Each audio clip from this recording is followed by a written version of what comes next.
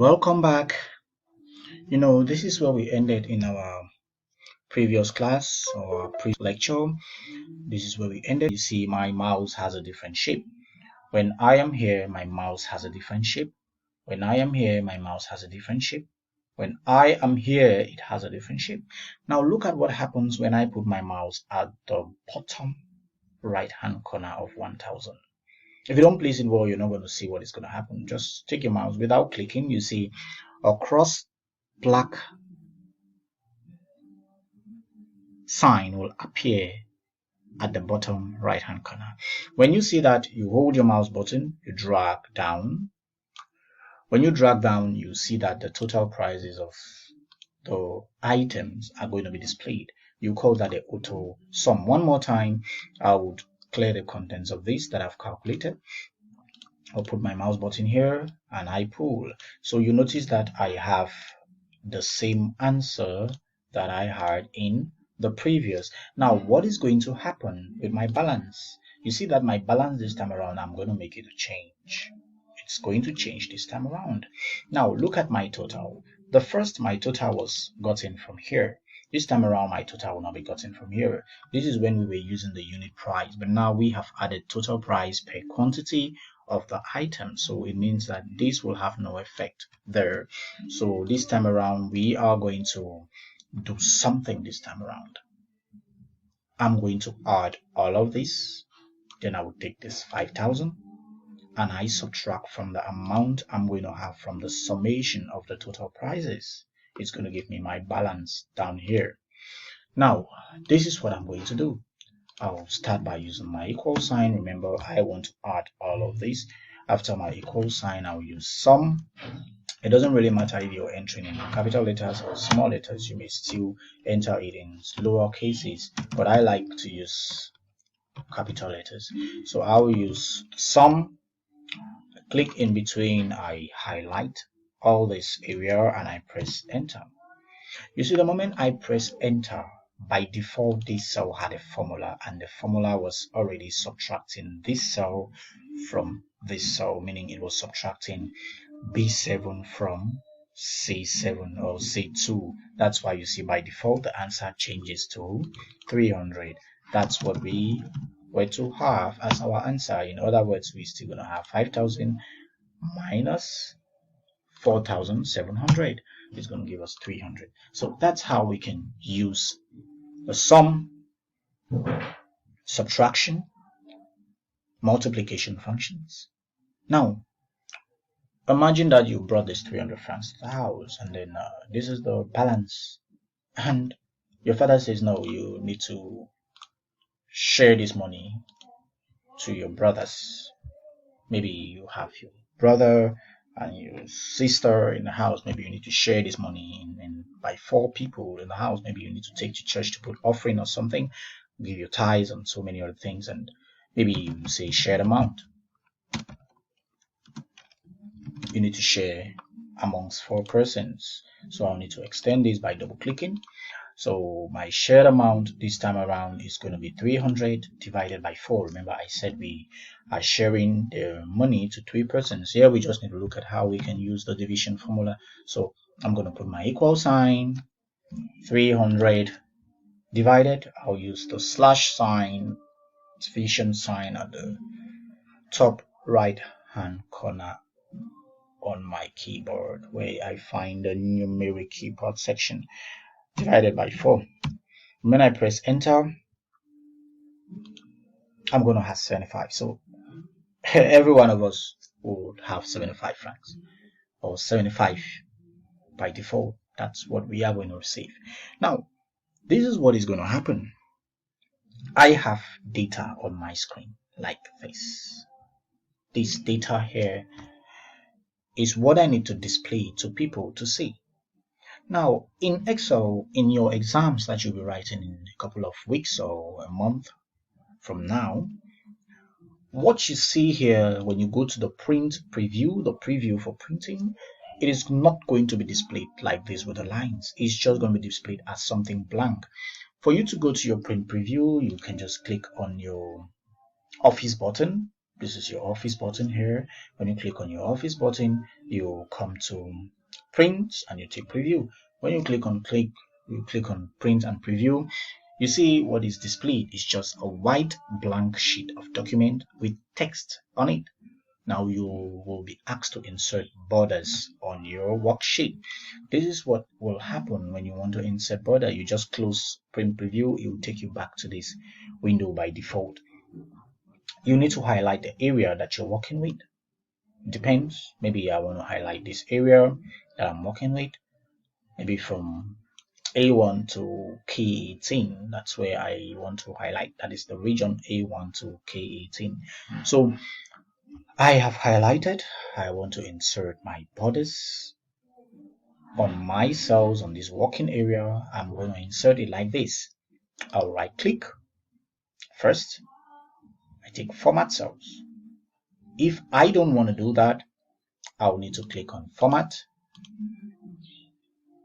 I take format cells. So either ways, it's cool. So I'll right click, take format cells. Format cells, a drop down small box is going to appear for me. When it appears, you see that in this box, we are going to be using this all the time, and all the time. You see it's from number to protection. We are not going to be using this protection, but we're going to use from number to fill. So where I find number, it's where I can perform numeric calculations, where I can edit my numbers the way I want it. Where I find alignment is where I can choose the alignment, how it is being placed on how it is being placed inside the cells. The data is being placed inside the cells. Font is just to change font color, font sizes, font types, and so on. Borders, this is where I need to do my bordering. Now, if you look at the styles of the borders, sometimes you see dotted lines, you see full lines. That's where I'm going to use. So I'm going to use this line by default. So it is either I click inside here by default, or if I don't want it, I remove them this way, and I will click here on the various sections representing the various sections of my screen. When I'm done with that, I click OK. When I click OK, you will notice that something has happened on my screen.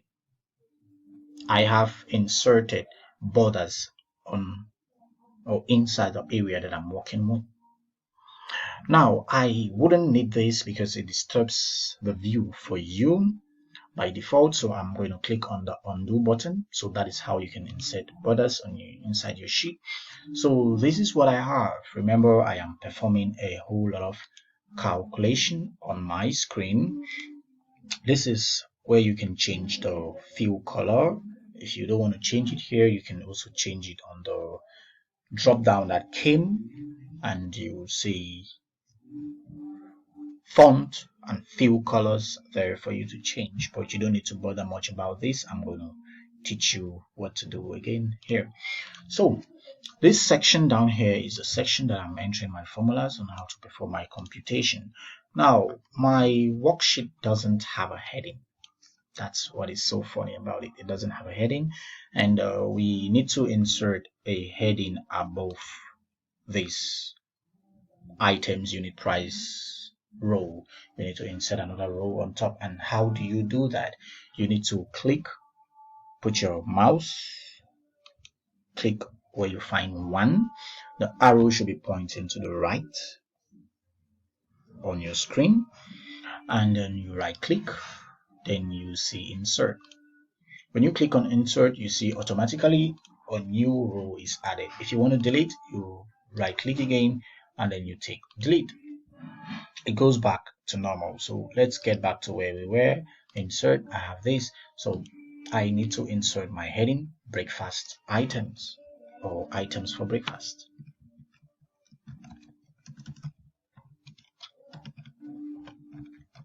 Items for breakfast. This is my heading. But now at some point you see that my items for breakfast is curtain.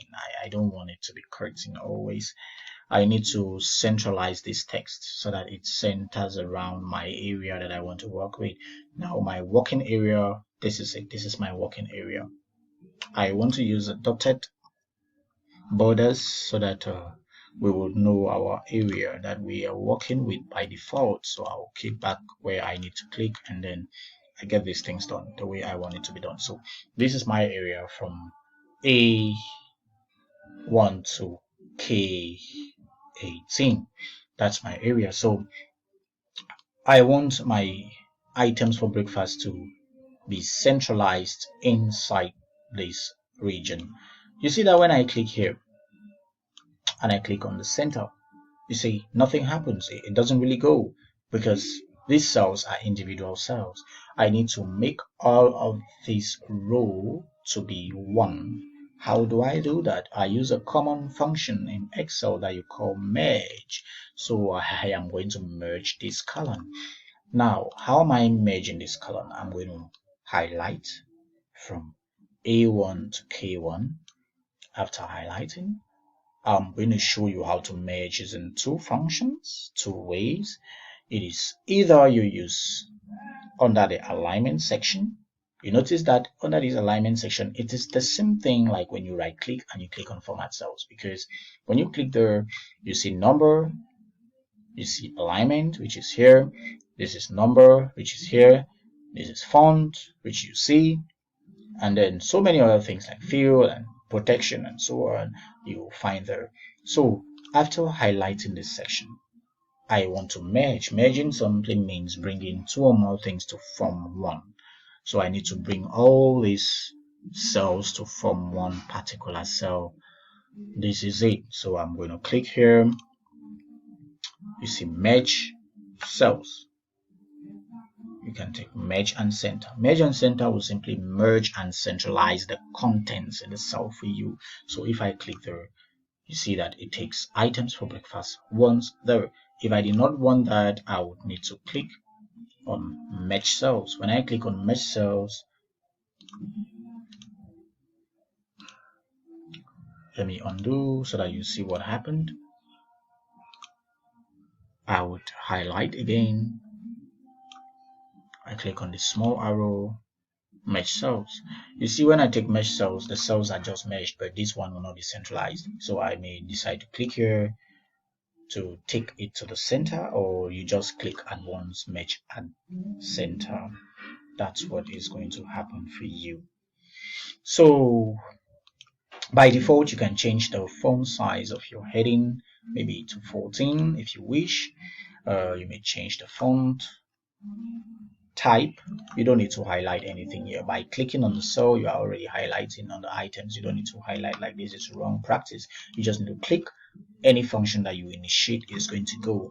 So I'm going to choose maybe this for my font type. That's area rounded something, area rounded empty bold. That's what I have chosen for my font type. And I may change my fill color. The fill color is found here. If you click without clicking, putting your mouse on the font ribbon, just putting your mouse there, you're going to see fill. So when I click there, I may choose any default color for myself.